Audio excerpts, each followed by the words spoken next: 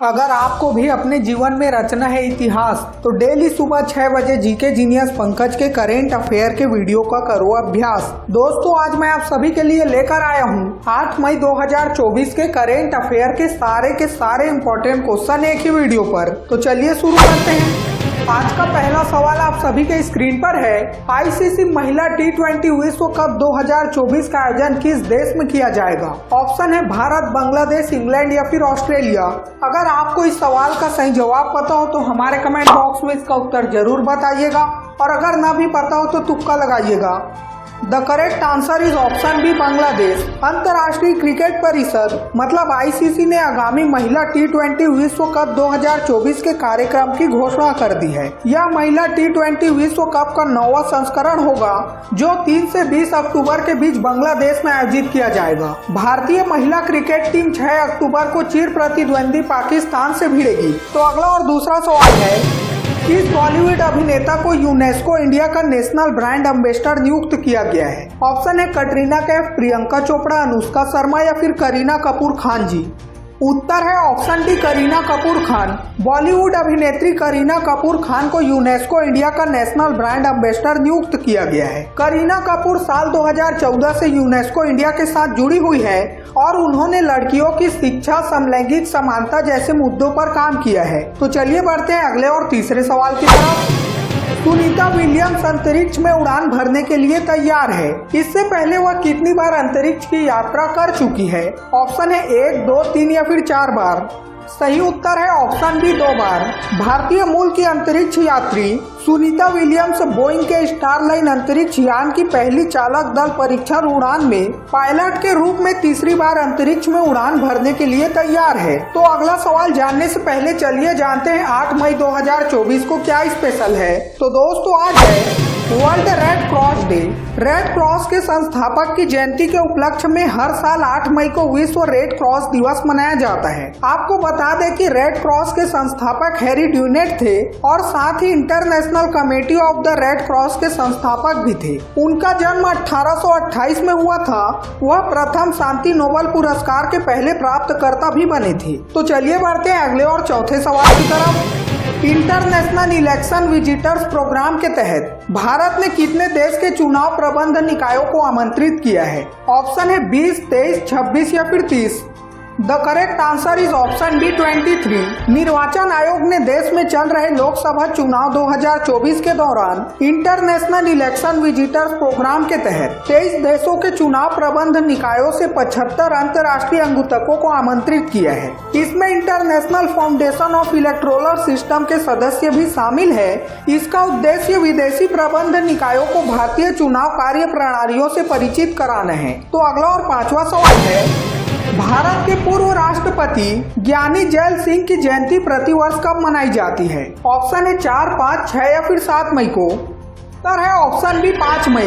भारत की राष्ट्रपति द्रौपदी मुर्मू ने पूर्व राष्ट्रपति ज्ञानी जैल सिंह को उनकी जयंती 5 मई 2024 पर पुष्पांजलि अर्पित की। उनका जन्म जर्नैल सिंह के रूप में हुआ था, लेकिन बाद में उन्होंने अपना नाम बदलकर जैल सिंह रख लिया था।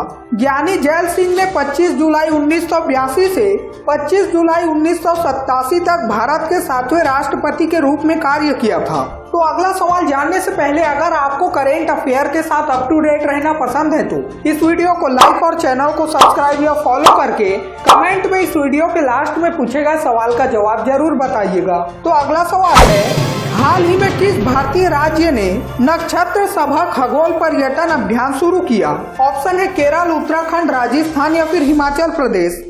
उत्तर है ऑप्शन बी, उत्तराखंड। उत्तराखंड पर्यटन विकास बोर्ड और प्रमुख खगोल पर्यटन कंपनी स्टार स्केप्स ने भारत के पहले खगोल पर्यटन अभियान नक्षत्र सभा को शुरू करने के लिए साझेदारी की है। इस अभियान का उद्देश्य एक व्यापक खगोल पर्यटन अनुभव प्रदान करना है, जिससे तारों को देखना, खगोल फोटोग्राफी प्रतियोगिता और तारों के नीचे कैंपिंग जैसी गतिविधियां शामिल है। उत्तराखंड के पर्यटन सचिव ने इस परियोजना के प्रति उत्साह व्यक्त किया तथा खगोल विज्ञान पर केंद्रित पर्यटन के लिए प्रमुख गंतव्य बनाने की राज्य की क्षमता पर जोर दिया। तो अगला और 7वां सवाल आप सभी के स्क्रीन पर है, नेपाल मुद्रा नोट को पेश करने की योजना बना रहा है, जिसमें भारतीय क्षेत्र लिपुलेख, लिम्पियाधुरा और काला पानी का मानचित्र शामिल है। अब आखिर इसमें सवाल क्या है? तो सवाल यह है दोस्तों, नेपाल के द्वारा जो नोट छापा जा रहे हैं वो नोट कितने रुपए का है? ऑप्शन है 50, 100, 500 या फिर 1000।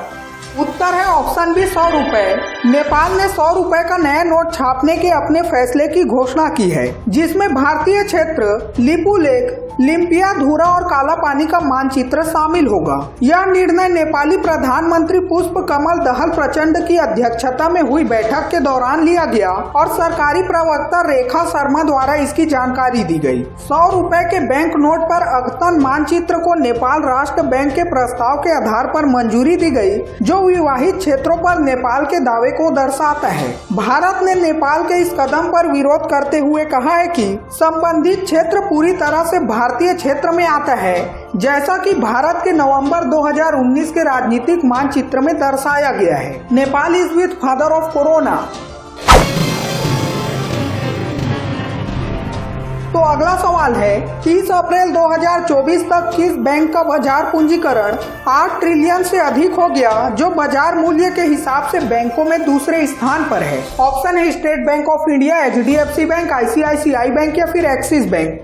The correct answer is option C, ICICI bank. ICICI bank का बाजार पूंजीकरण 30 अप्रैल 2024 को 8 ट्रिलियन रुपए के आंकड़े को पार कर गया। इसके शेयर की कीमत में पर्याप्त उछाल के बाद, जो एक समय 1163 रुपए प्रति शेयर के सर्वकालिक उच्च स्तर पर पहुंच गया था। इस उपलब्धि ने ICICI बैंक को बाजार मूल्य के आधार पर शीर्ष 5 कंपनियों में स्थान दिलाया, जिसमें यह महत्वपूर्ण उपलब्धि पार करने वाला दूसरा बैंक बन गया, जबकि HDFC बैंक पहला था।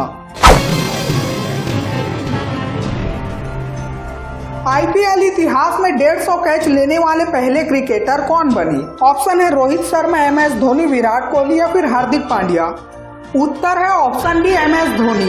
MS धोनी ने इंडियन प्रीमियर लीग मतलब IPL में एक ऐतिहासिक उपलब्धि हासिल की है, जो टूर्नामेंट के इतिहास में 150 कैच लेने वाले पहले खिलाड़ी बन गए हैं। MS धोनी ने यह उपलब्धि धर्मशाला के Himachal Pradesh cricket association stadium में पंजाब किंग्स के खिलाफ IPL मैच के दौरान हासिल की।